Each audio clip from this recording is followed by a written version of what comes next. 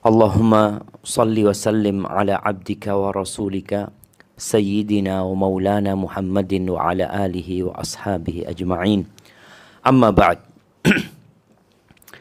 Tema kita hari ini tema yang cukup dalam ya. Kenapa? Karena temanya nggak biasa.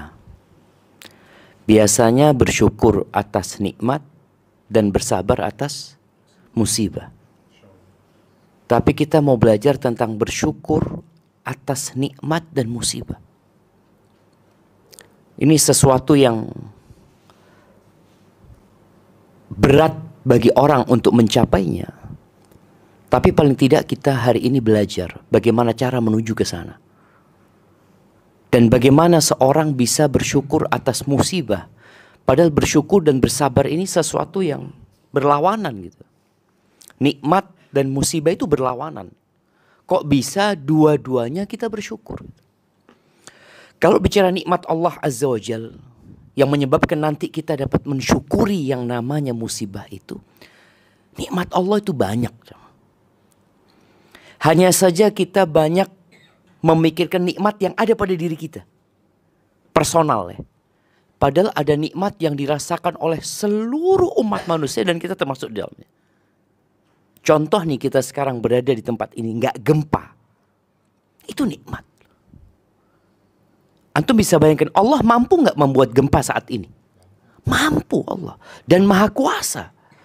Allah mau bikin gempa itu berskala 6, 7, 8. Waktunya mau 1 menit, mau 2 menit, mau 5 menit. Allah itu mampu.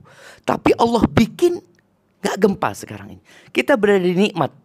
Dan belum tentu semua mensyukuri nikmat ketenangan yang kita rasakan di atas bumi ini. Baik, nikmat sekarang matahari itu ada. Itu nikmat dan mungkin kita hampir tidak pernah mensyukuri nikmat adanya mentari. Padahal Allah sering mengingatkan dalam Al-Quran yang menyebutkan matahari, malam, siang ya. Kita akan baca satu ayat di surat Ibrahim ayat 32 sampai 34. Ini ayat di mana Allah Azza wa Jalla menyebutkan nikmat-nikmatnya buat kita. Baik. Fadhal dibaca. Surat Ibrahim ayat 32 sampai 34.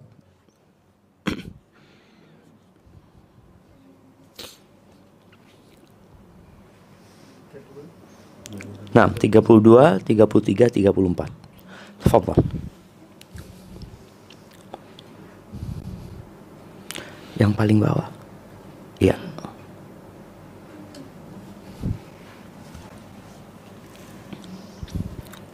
A'udzu billahi minasy syaithanir rajim.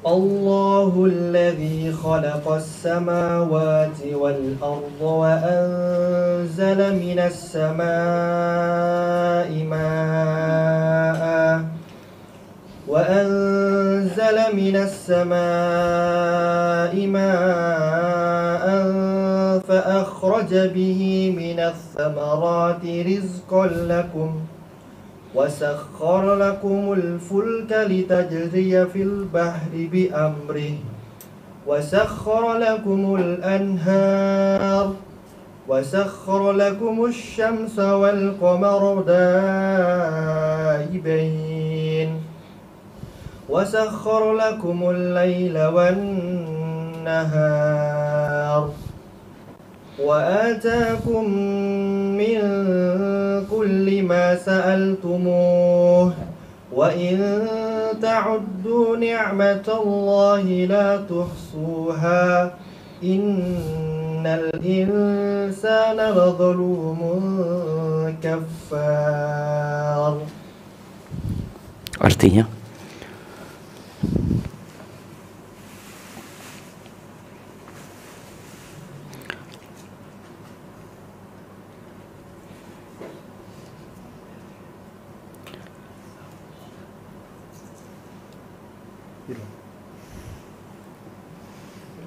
Nah, silahkan. 32, 33, 34. Nah. Allah lah yang telah menciptakan langit dan bumi dan menurunkan air hujan dari langit. Kemudian dengan air hujan itu Dia mengeluarkan berbagai buah-buahan sebagai rezeki untukmu. Dan Dia telah menundukkan kapal bagimu agar berlayar di lautan dengan kehendaknya. Dan Dia telah menundukkan sungai-sungai bagimu. Dan Dia telah menundukkan matahari dan bulan bagimu yang terus-menerus beredar dalam orbitnya. Dan telah menundukkan malam dan siang bagimu. Dan Dia telah memberikan kepadamu segala apa yang kamu mohonkan kepadanya. Dan jika kamu menghitung nikmat Allah, niscaya kamu tidak akan mampu menghitungnya.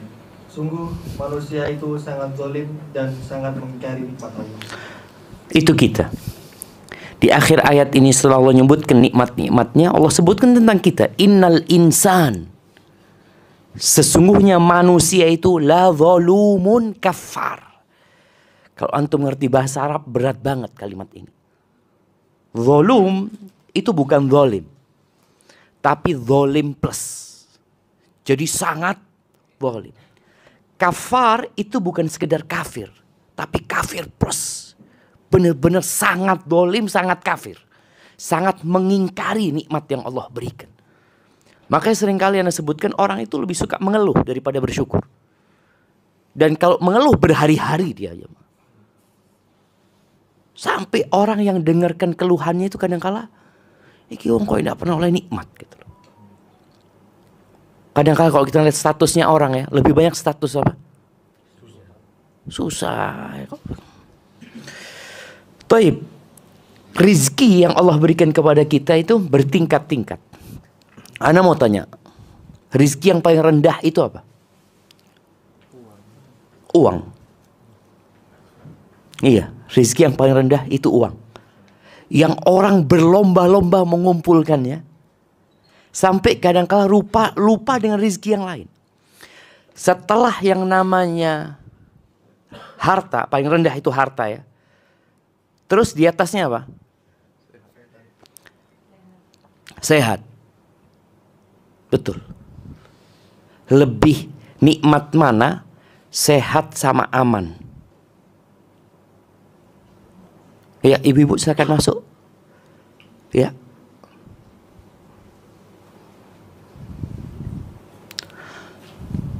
Nah, lebih nikmat mana? Sehat sama aman.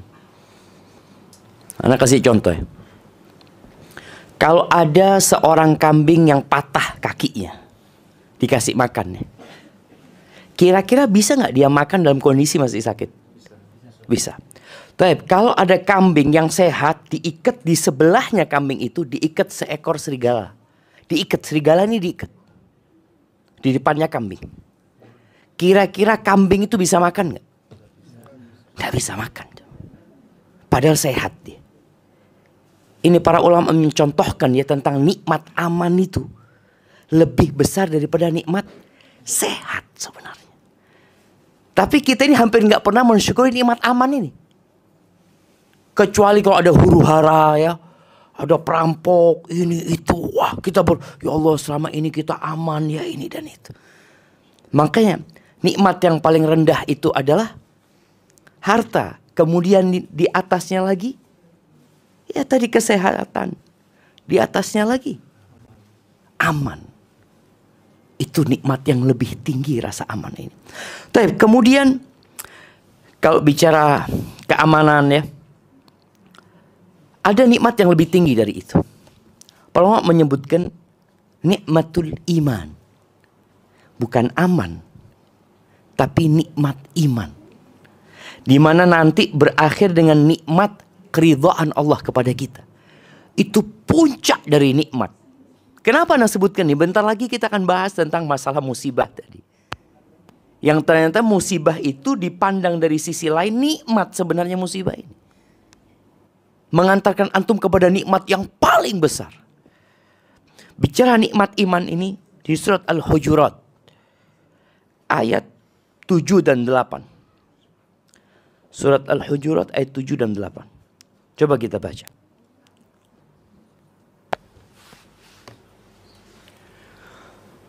Wa'lamu anna fikum Rasulullah لو يطيعكم في كثير من الأمر لعنتم ولكن الله حبب إليكم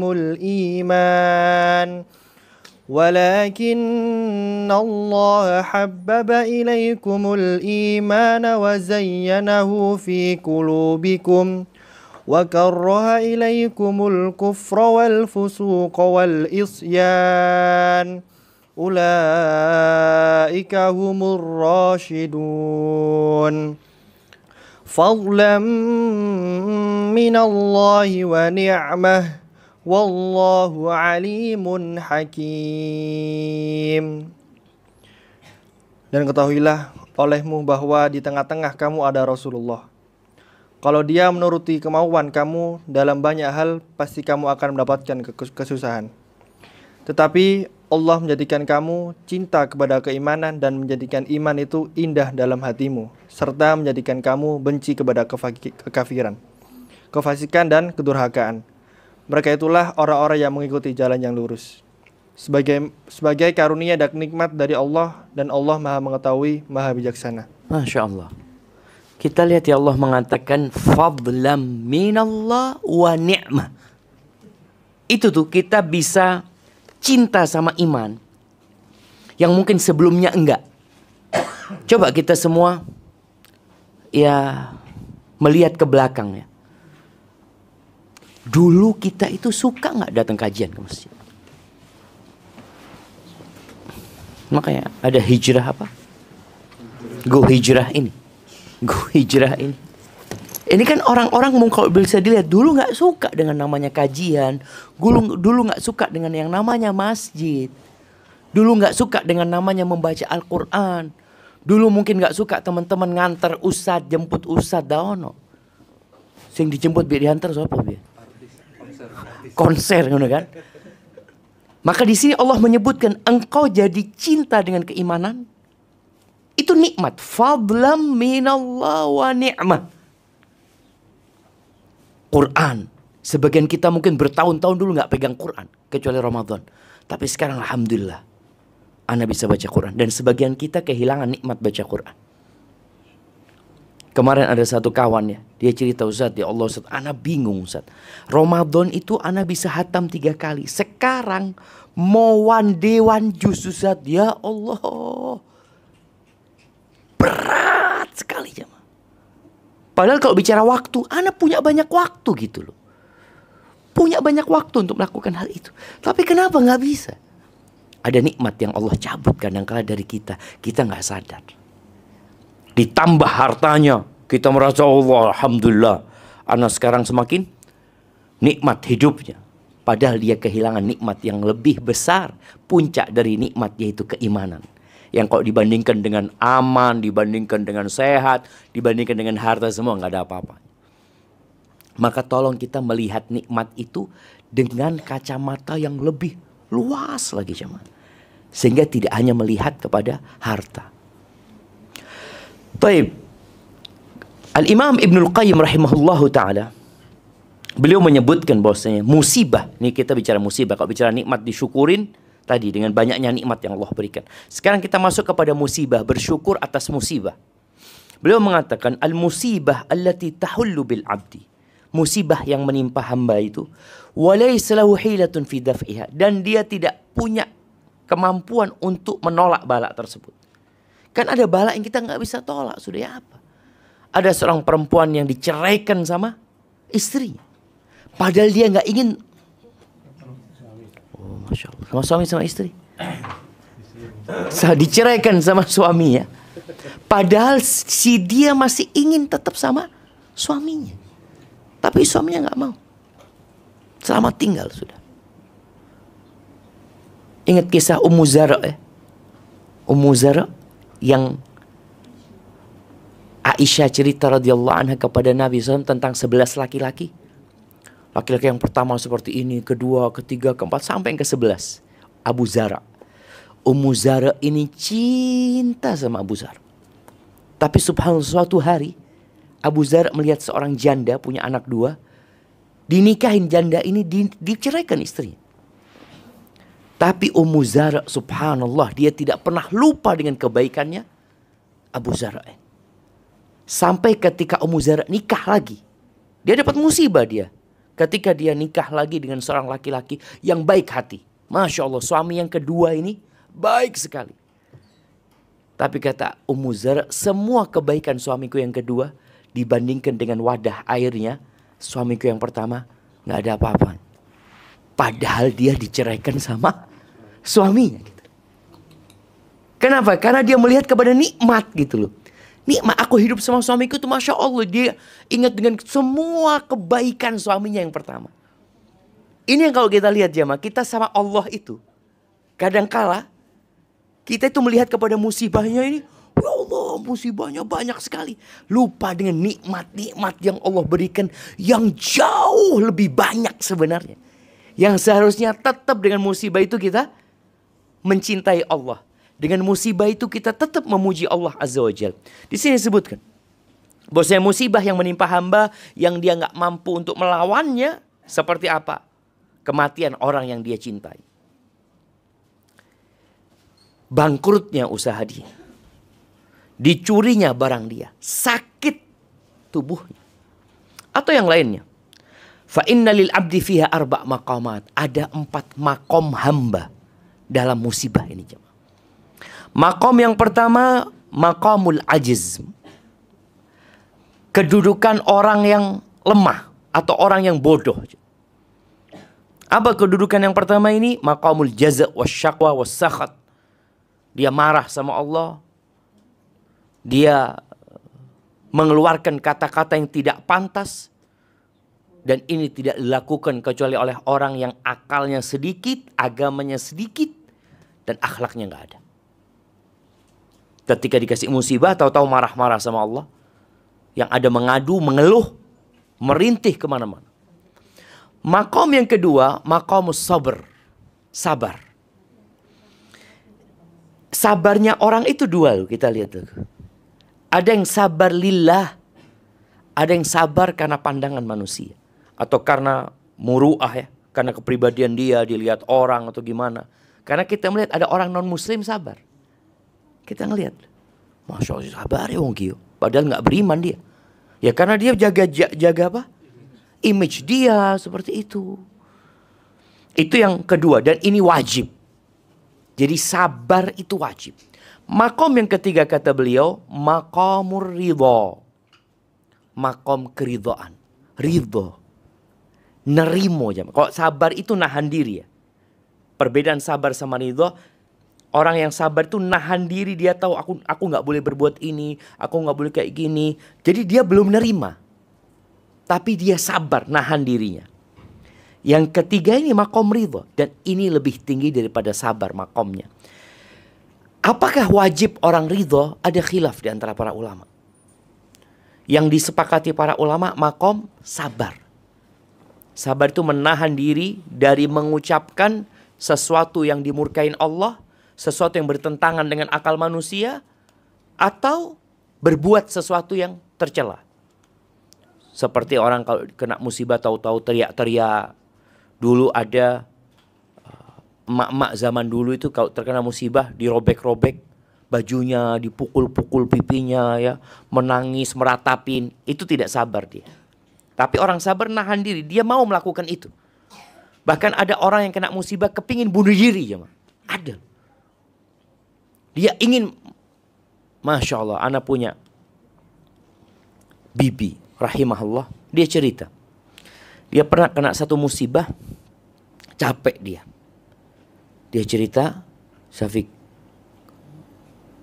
Halewa waktu itu sudah berdiri di atas jembatan. Dia cerita. Jembatan di bawahnya itu bukan sungai. Tapi rel kereta api.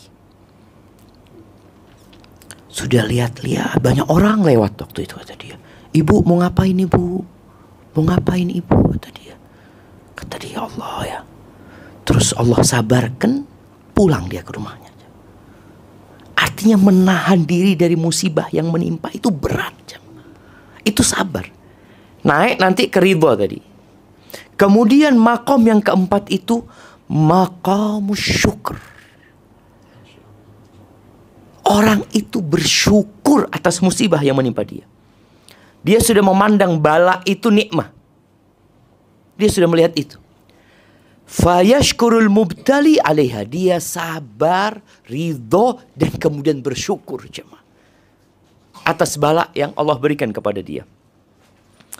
Itu perkataan Ibnu Qayyim. Dan Al-Imam Al-Qasimi rahimahullah ta'ala berusaha menguraikan ucapan ini, memberikan penjelasan yang lebih detail lagi, plus cara kita memandang bala itu nikmat sehingga kita bersyukur. Beliau mengatakan, "I'lam," ketahuilah kata beliau, bahwa tidak ada nikmat dari nikmat-nikmat dunia. Tidak ada nikmat dari nikmat-nikmat dunia illa wa yajuzu an takuna balan bil idhafah wa nikmatan kadzalik. Boleh jadi itu nikmat bala sebenarnya.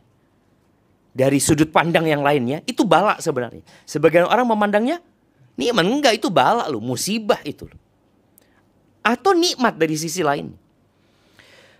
Berapa banyak kata beliau, farubba abdin takun lahul khairah, berapa banyak hamba yang sebenarnya kebaikan dia itu di kefakiran,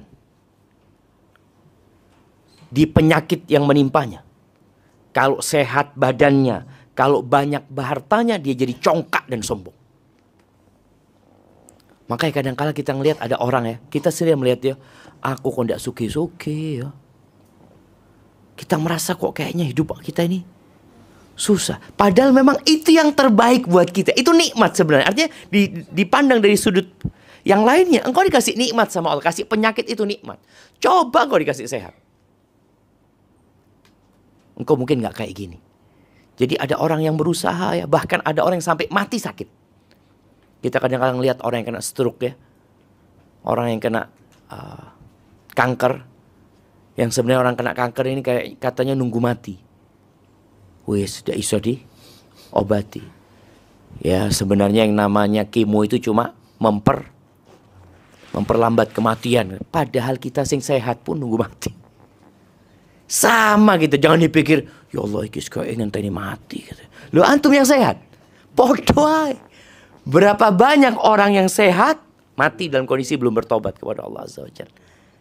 Maka di sini dipandang dari satu sisi yang namanya bala itu nikmat sebenarnya. Dan nikmat pun dipandang dari satu sisi sebenarnya bala. Beliau sebutkan di sini, ini contoh ya, ketika orang dikasih kesehatan, ketika orang dikasih harta yang berlimpah ruah, Allah berfirman di surat Asy-Syura ayat 27. Surat Asy-Syura ayat 27. Supaya kita lihat kenapa sih Allah kok nggak kasih fulan ini padahal orang baik sebenarnya. Kalau dikasih harta insya Allah dia sedekahkan kemana-mana. Kok malah fulan yang dikasih harta? Baik, coba dibaca.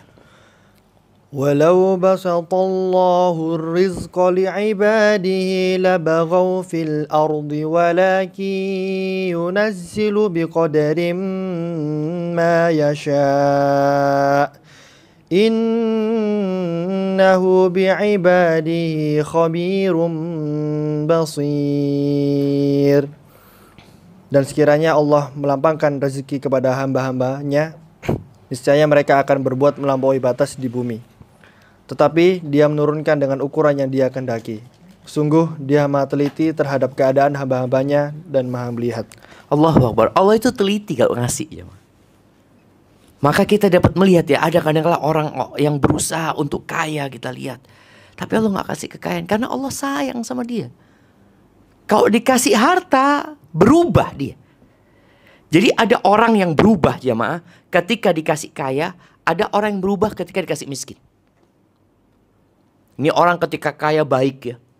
Datang kajian ya Allah ya. Anda jadi ingat kejadian COVID ya. Ada salah satu ikhwan kita. Sukses dia di Jakarta. Jakarta apa Bekasi. Sukses Masya Allah. Sukses. Banyak membantu orang ketika COVID. Bangkrut.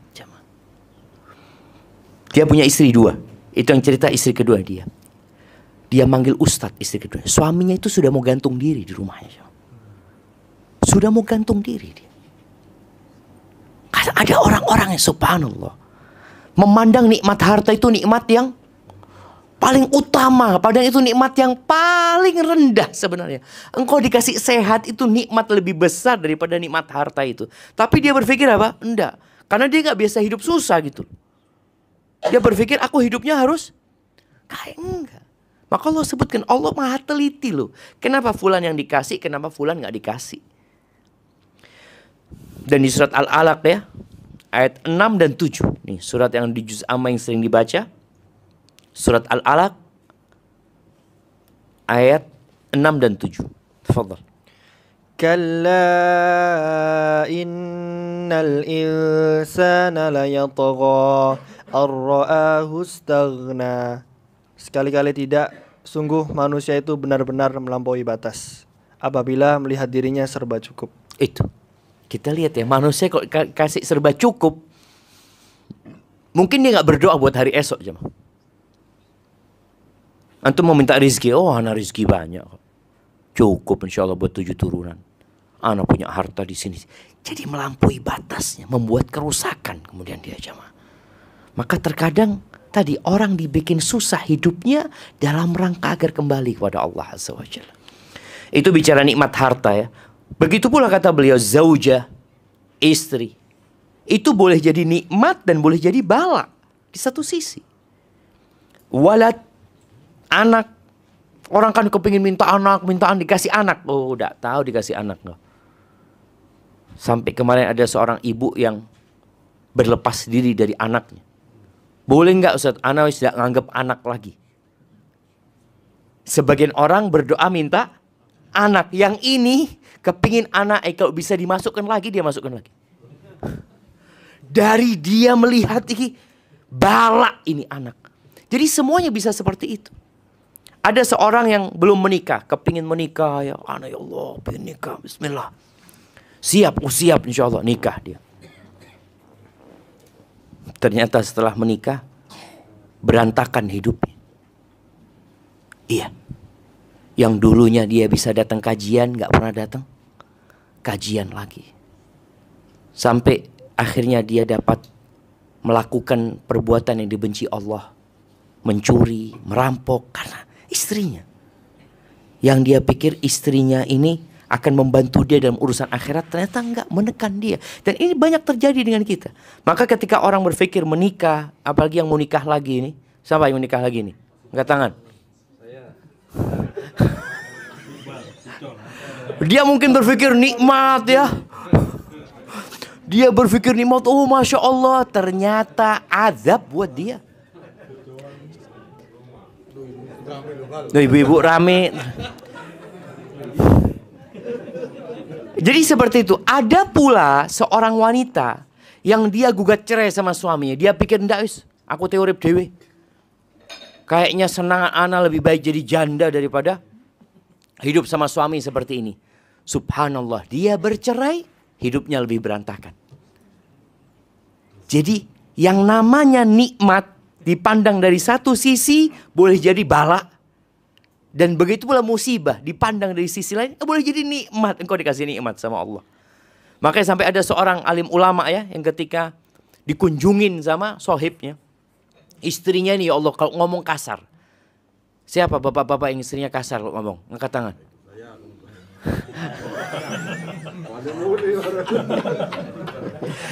Iya, artinya ada istrinya ketus, ya cerewet, ini itu. Sampai sohibnya ngomong, antum kenapa kok mau bertahan sama istri kayak gini? Antum gak cari ganti aja? Apa kata dia? Ana takut kalau nikah yang main lainnya lebih parah dari yang ini, kata dia. Weh, sing ono iki dinikmati. Itu jadi nikmat akhirnya. Jadi nikmat. Ada yang seperti itu jemaah. Maka kemudian disebutkan di sini, fa innallaha ta'ala lam yakhluq syai'an illa wa fi hikmah wa ni'mah aidan. Allah tidak pernah menciptakan sesuatu melainkan di situ ada hikmah dan ada nikmat. Jadi bergabung ini jemaah. Ada hikmah dan ada nikmat di situ. Kalau seperti itu, beliau katakan al-bala'u ni'matun aidan. Bala itu juga nikmat. Udah paham antum kenapa harus bersyukur nanti? Ternyata bala itu juga nikmat. Baik nikmat buat yang terkena bala atau buat orang lain. buat orang lain. Antum lihat kadangkala ada toko kebakaran ya. Kira-kira toko kebakaran itu nikmat buat yang kena musibah, boleh jadi nikmat dari sisi lainnya, dan nikmat buat tonggo-tonggonya yang tidak kerja. Alhamdulillah anak kerjaan anak saiki. Jadi dia melihat alhamdulillah, dia kemudian renovasi rumah yang awalnya dia tidak ada rumah yang mau direnovasi ya. Mana rumah ini ada yang renovasi? Tahu-tahu Allah kasih nikmat sama dia lewat musibah orang lain. Maka dikatakan masaibu qaumin inda qaumin fawaid. Musibah buat satu kaum itu ada faedah buat kaum yang lain. Jadi benar-benar memandang gak ada yang sia-sia dalam ciptaan Allah Azza wa Jalla. Kemudian disebutkan fa idzan kullu halatin la tusafu bi annaha bala mutlaq. Gak ada sesuatu yang disifat ini bala, ini benar-benar bala. Gak ada nikmatnya seakan enggak seperti itu. Jadi ini bala, tapi dilihat dari sudut pandang lain nikmat. Seperti itu pula nikmat. Boleh jadi ini nikmat buat kita, boleh jadi dalam nikmat ini ada bala sebenarnya. Sampai ada seorang jamaah yang subhanallah, dia mengatakan dia punya banyak proyek. Dia cerita sama ana, Ustaz, proyek ana nggak boleh lebih dari 3. Ustaz. Dia bangun gedung-gedung tinggi. Nggak boleh lebih dari 3. Kalau sudah lebih dari 3 banyak yang dikorbankan. Anak dan istri. Jadi dia tahu nikmat ini jadi bala gitu loh. Kalau ada orang, ya Allah proyek nih. Kalau orang melihat, oh Allah fulus ini. Katanya enggak, jazakallah khair. Ana masih ada 3 belum selesai. Tapi ada orang yang ambisi dipikir, oh Masya Allah ini. Istrinya jarang ketemu. Anak-anaknya jarang ketemu. Kajian online wis. Online. Ayo teko. Aduh wis. Iki proyeknya durung mari. Jadi dia tahu ini jadi bala buat aku. Kalau aku terima jadi bala buat aku. Tapi sebagian kita nggak memandang seperti itu. Oh rizki jamaah. Ojo nolak rezeki gitu loh. Loh rizki tadi. Rizki itu banyak gitu loh. Rasa aman kumpul sama keluarga itu juga rizki dari Allah Azza wa Jalla. Maka nikmat itu tidak disifatin nikmat secara mutlak. Dan begitu pula bala. Jadi kalau dipandang dari satu sudut bisa jadi itu nikmat, dari sudut lain bisa jadi bala. Fayajtami'u fiha 'alal abdi wadhifatan. Maka di sini dalam setiap yang diberikan kepada hamba itu ada 2 kewajiban hamba, yaitu sabar dan syukur bersama-sama. Artinya dalam nikmat ada sabar dan syukur. Dalam nikmat nih. Kemudian dalam bala ada sabar dan syukur. Contohnya tadi, orang yang dikasih harta berlebih sama Allah, kalau dia nggak sabar, bagaimana? Akhirnya tadi, dia dengan hartanya itu melakukan kemaksiatan. Kakean duit itu. Sampai mau dimanakan uangnya. Itu harus sabar dia dapat. Ya Allah, sabar ini. Kalau nggak dia jadi berbuat maksiat. Na'udzubillah min dzalik. Kemudian bagaimana caranya berkumpul sabar dan syukur? Kata beliau, sabar itu kan dalam kesusahan, syukur itu dalam kegembiraan. Gimana kok bisa berkumpul? Kata beliau, fa'lam anna syai'al wahid. Sesuatu yang satu, barang yang satu ini boleh jadi menyusahkan dari satu sudut pandang dan boleh jadi menyenangkan dari sudut pandang lain. Maka dia bersabar kalau melihat dari sisi kesusahannya, dan bersyukur kalau melihat dari sisi kegembiraan yang ada dalam hal tersebut. Nah, sekarang kita akan bicara tentang tadi musibah yang menimpa kita, bagaimana kita mensyukurinya. Semua kefakiran, semua penyakit, semua rasa takut, semua bala di dunia, dalam urusan dunia, bukan dalam urusan agama kita bicara. Dalam urusan dunia ini, di situ ada 5 perkara yang seharusnya orang yang berakal itu bergembira, kemudian bersyukur. Karena memang syukur ini atas kegembiraan gitu. Jadi dalam semua rasa sakit, semua kefakiran, semua kesusahan, di situ ada 5 perkara yang membuat orang berakal tuh bersyukur dia. Artinya mencapai makom syukur tadi kan. Makom yang pertama, jaza.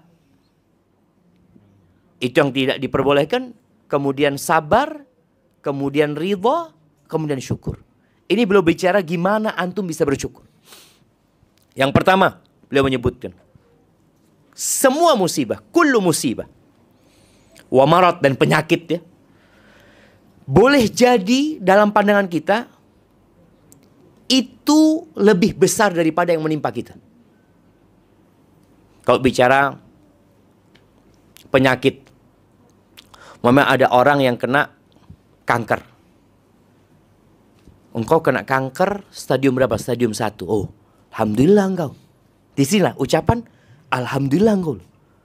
Belum stadium 4. Jadi kan dia, oh iya ya alhamdulillah. Yang awalnya dia mungkin nangis, ini itu macam-macam. Kalau diingatkan dia, alhamdulillah engkau, maka dia bersyukur. Kemudian ada orang mungkin yang matanya buta.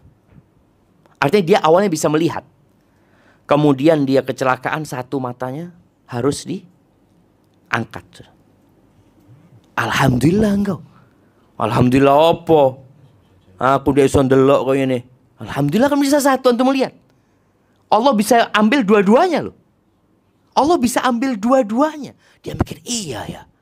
Apa sekarang yang menghalangi Allah untuk mengambil dua-duanya? Kan karena kesian sama antum. Allah kasih nikmat sama antum gitu loh. Jadi dalam semua musibah jemaah, umpamanya musibah di anak ya, anak mungkin pulang tabrakan, atau ada seorang anak yang meninggal dunia. Ada seorang ustadz, hafizahullah ya, punya anak masih kecil jemaah, main sama ibunya nyuci baju kan, ngisi bak air ya. Tahu-tahu anaknya nyemplung di sana dan meninggal dunia jemaah. Ya apa perasaannya jemaah? Ibu melihat anaknya di situ udah meninggal. Karena biasanya anak kecil kan kalau kepreset itu dia seakan-akan dalam banget ya. Ya memang sudah takdir Allah Azza wa Jalla. Di sini tatkala dia alhamdulillah satu yang meninggal. Allah bisa bikin semuanya mati kalau Allah mau. Jadi selalu kita berbaik sangka sama Allah yang akan membuat kita bersyukur. Allah jadikan musibahnya cuma sampai sini. Sampai sini musibah. Allah bisa tambah sebenarnya musibahnya. Allah bisa lipat gandakan tapi enggak. Maka dia bersyukur karena musibahnya tidak lebih besar dari apa yang dia rasakan sekarang. Itu yang pertama. Syukur enggak jamaah? Syukur. Yang kedua, dia bersyukur kepada Allah karena musibahnya bukan dalam urusan agama. Urusan dunia.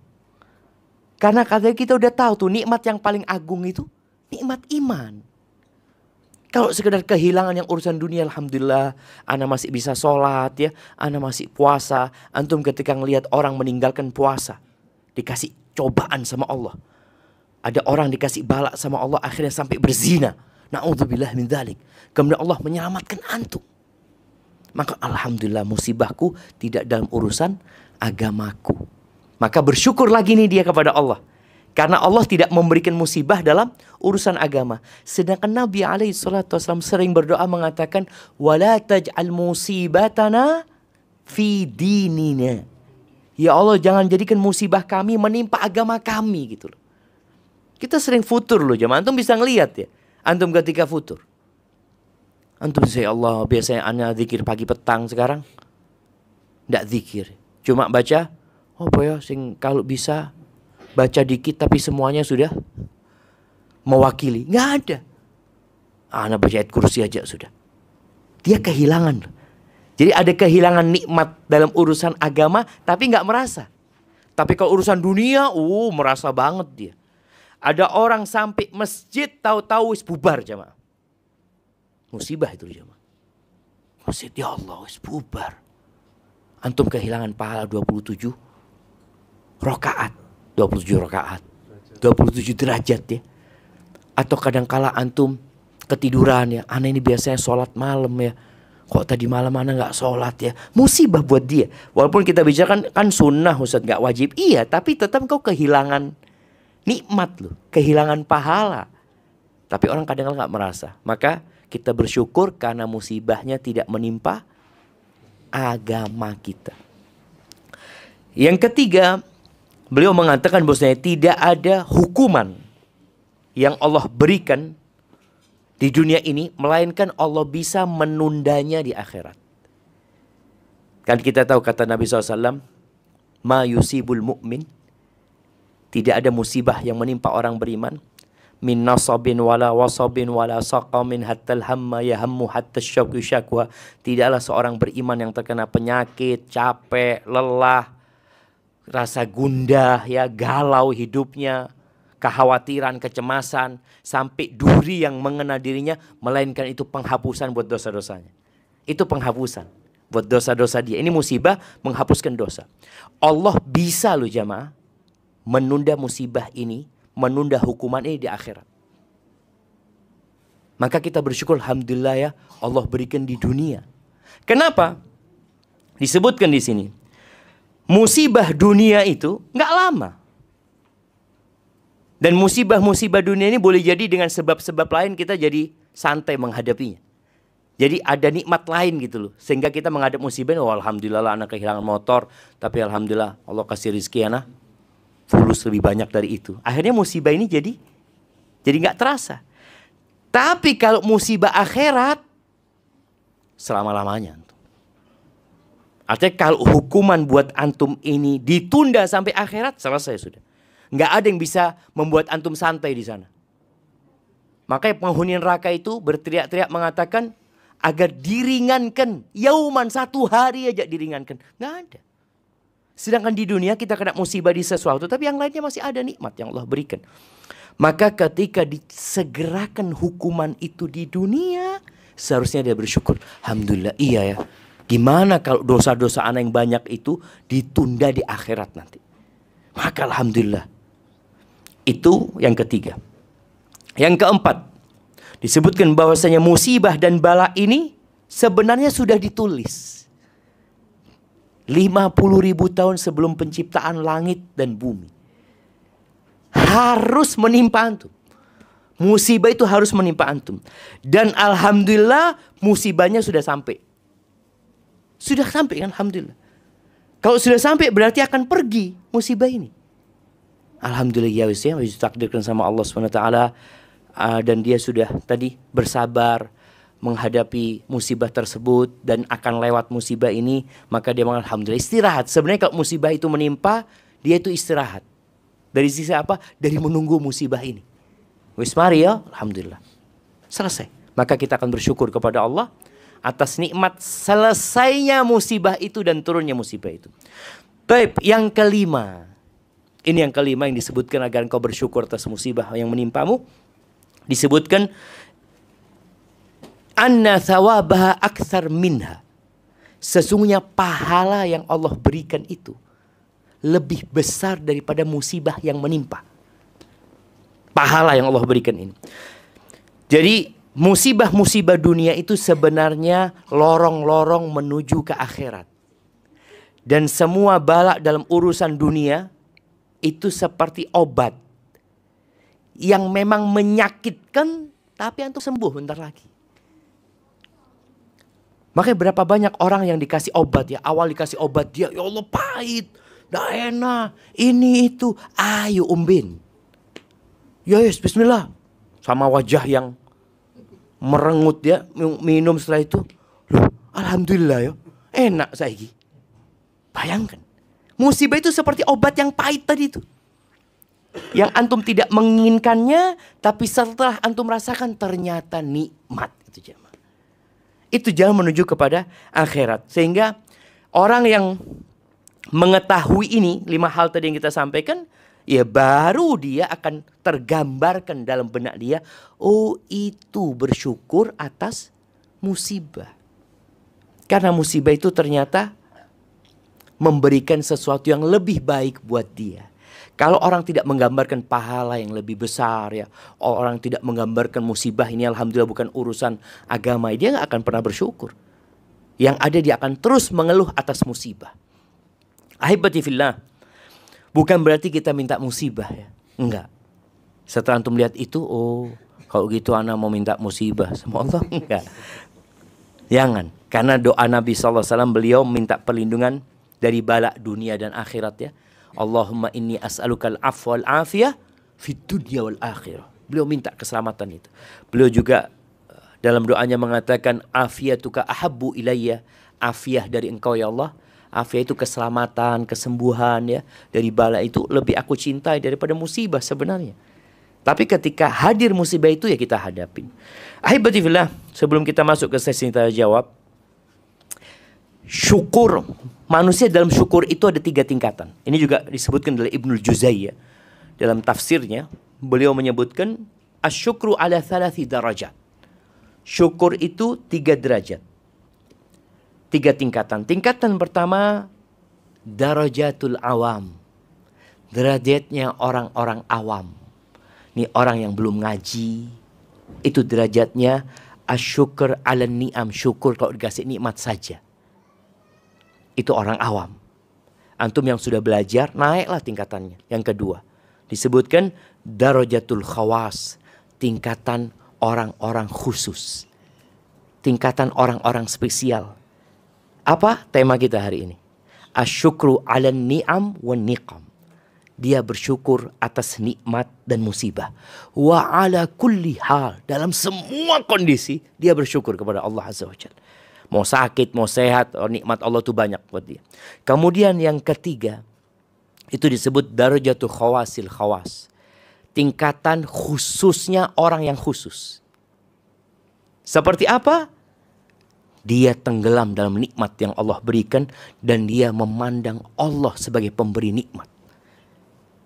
Yang dia pandang Allah itu maha baik, ya. Allah itu segala-galanya. Allah itu yang memberikan kepada kita. Bahkan dalam musibah tadi pun ada penghapusan dosa. Terus dia pandang Allah itu maha baik. Seperti Nabi Ayub. Apa doanya Nabi Ayub? Rabbi wa ayyuba idznada rabbahu anni massaniyad durru wa anta arhamur rahimin. Nabi Ayub kena bala ya dalam hidupnya, seperti kehilangan semua anaknya, semua hartanya, bahkan dikucilkan oleh manusia. Beliau memandang kepada Allah, wa anta arhamur rahimin. Dan engkau adalah yang maha pengasih dari semua yang mengasihi. Yang ada dalam benak dia Allah. Itu maha baik. Ini makom ihsan ya. Engkau beribadah kepada Allah seakan-akan melihat Allah gitu loh.